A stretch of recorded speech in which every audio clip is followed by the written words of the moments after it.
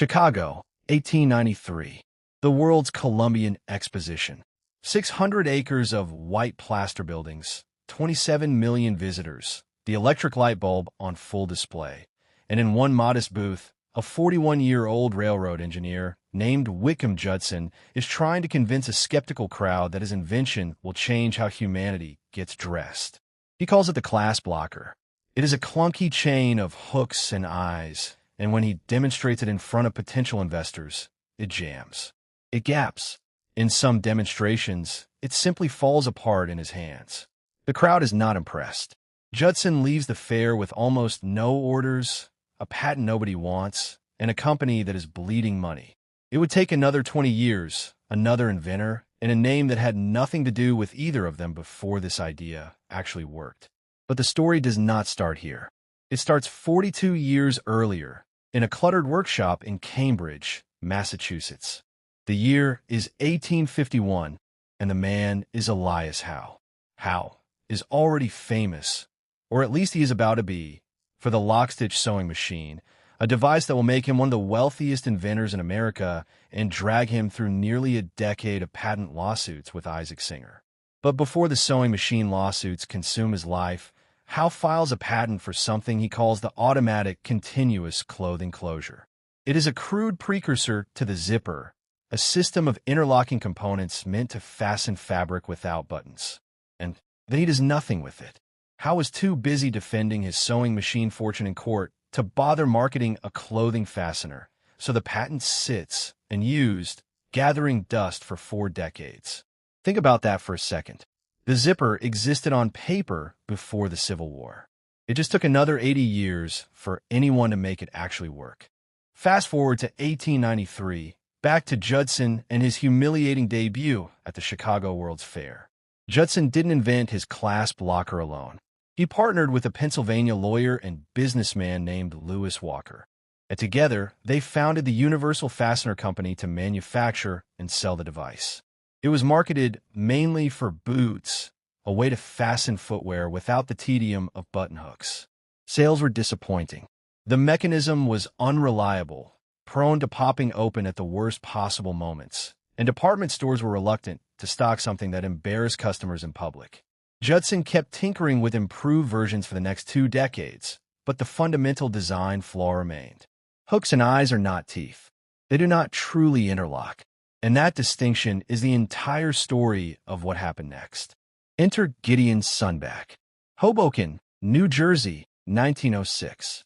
Sundback is a Swedish-born electrical engineer who has just immigrated to the United States, and he takes a job at Universal Fastener Company, the same struggling business Judson and Walker founded.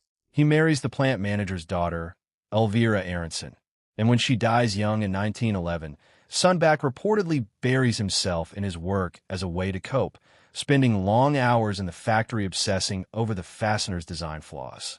By 1913, he has completely re-engineered the device. Instead of hooks, he uses interlocking scoops, or teeth, cast in a way that allows a sliding tab to draw them together into a continuous seam far stronger and more reliable than anything Judson ever built. He calls it the hookless fastener number 2. The patent is granted in 1917. This decision to abandon hooks entirely and rebuild the mechanism from scratch around interlocking teeth seemed like a minor engineering tweak at the time. It was not. World War I gave the new fastener its first real proving ground.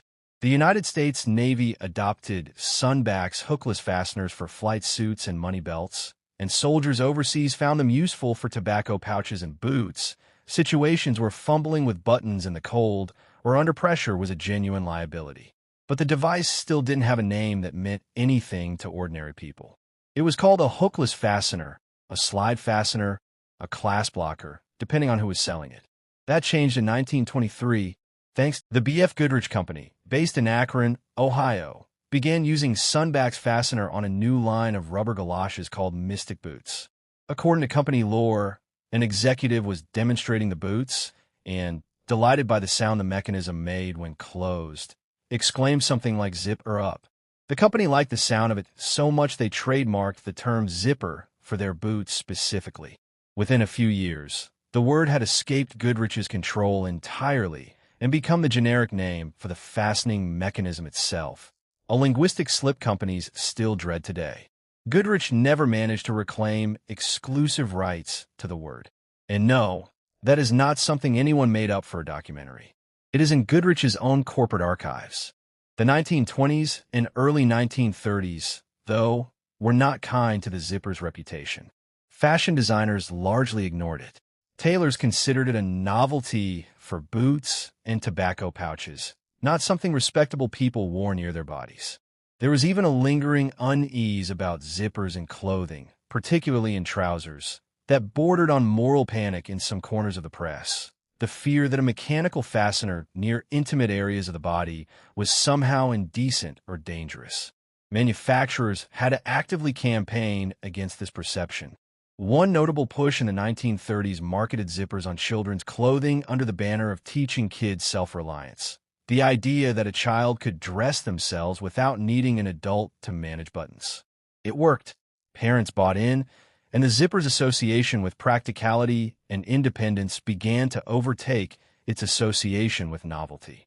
World War II scaled the zipper up again, this time under military necessity. Flight suits, life vests, ammunition pouches, and cold weather gear across multiple Allied forces relied on zippers for speed and reliability in combat conditions where seconds mattered. But the war also exposed the fastener's weaknesses. Wartime metal rationing forced manufacturers to experiment with alternative materials, and early cold weather testing revealed a genuinely dangerous flaw. Metal zippers could freeze solid at high altitude or in extreme cold, jamming shut or open at exactly the wrong moment for a pilot who needed access to an oxygen mask or an emergency harness. Military engineers spent years refining lubrication and material choices specifically to solve zipper failure in freezing conditions, a problem that sounds almost comically small until you remember it was happening to men in unpressurized cockpits at 20,000 feet. Metal was also simply scarce. Brass and steel were rationed for shell casings, aircraft frames, and rifle parts, not boot fasteners, so manufacturers on the home front scrambled for substitutes. Some wartime zippers were produced in cheaper alloys prone to corrosion. Others experimented with early plastics that cracked in the cold. None of it was elegant. It was wartime improvisation, forced on an industry that a decade earlier had been arguing about whether zippers belonged on trousers at all. That the fastener survived this period of material scarcity and came out the other side more refined rather than abandoned says something about how quickly it had gone from novelty to necessity in the span of about 20 years. Now here's the part of the story that gets left out of most feel-good zipper retrospectives, and it takes us to Japan. In 1934, a businessman named Tadao Yoshida founded a small fastener company in Tokyo. After the devastation of the Second World War, when Japan's manufacturing base had been flattened and resources were scarce, Yoshida rebuilt the company from the wreckage in 1946 under the name Yoshida Kojo Jurikaisha, which the world would eventually come to know by its initials, YKK. Yoshida made a decision in those early post-war years that seemed almost reckless given how little capital he had.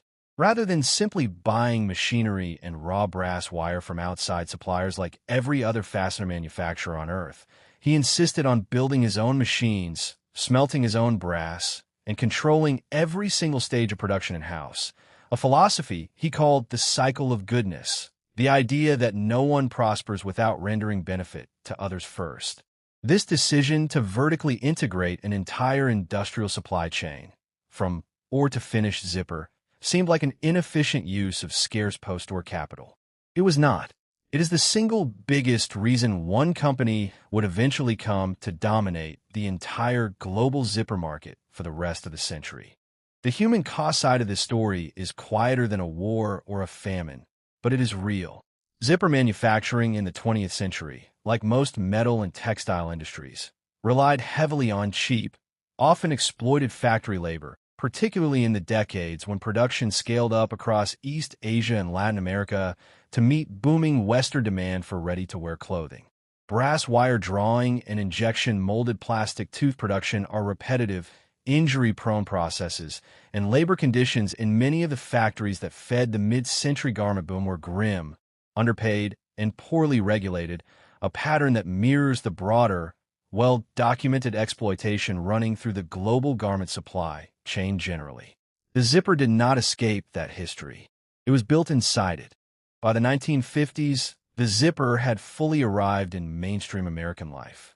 In 1954, Levi Strauss & Company introduced its first zipper fly jeans, the 501Z, breaking from the button fly design that had defined the brand since 1873.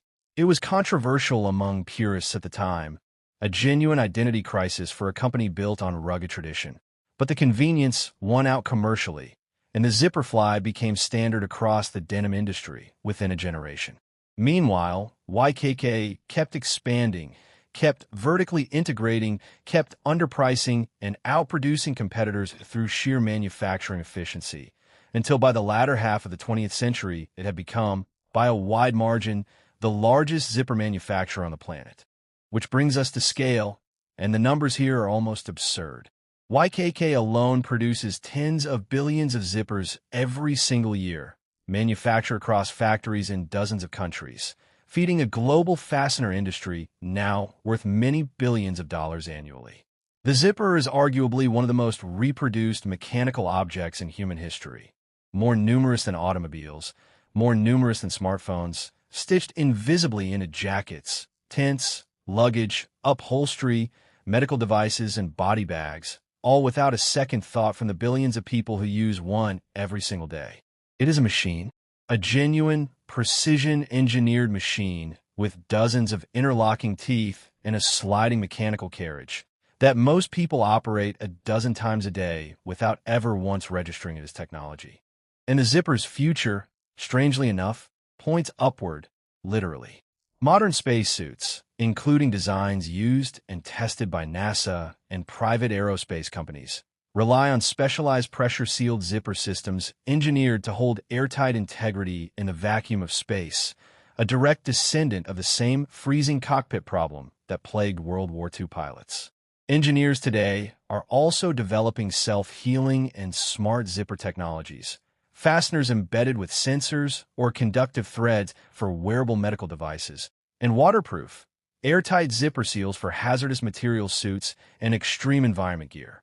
A mechanism first patented to save Victorian-era boot wearers a few seconds of button-hook fumbling may end up sealing the suits that keep humans alive on the moon or Mars. Nobody in 1893, watching Whitcomb Judson's Clasp Locker fall apart in his own hands, could have possibly imagined that. So what did this thing actually become? It became a boot fastener nobody wanted, a wartime necessity, a fashion scandal, a rebellious statement on a Paris runway, a symbol of childhood independence, a multi-billion-dollar Japanese manufacturing empire, and, eventually, the seal on a spacesuit. Rejected, ridiculed, rejected again, and then quietly woven into nearly every article of clothing on Earth. In the end, the zipper's entire rise rests on the strange fact that a device two separate inventors nearly gave up on, mocked at a World's Fair, and named almost by accident after the sound it made, somehow became one of the most reliable mechanical objects human beings have ever built. If you enjoyed this, hit subscribe and drop a comment telling us which part of the zipper's history surprised you the most, and make sure to like this video so more people can find it.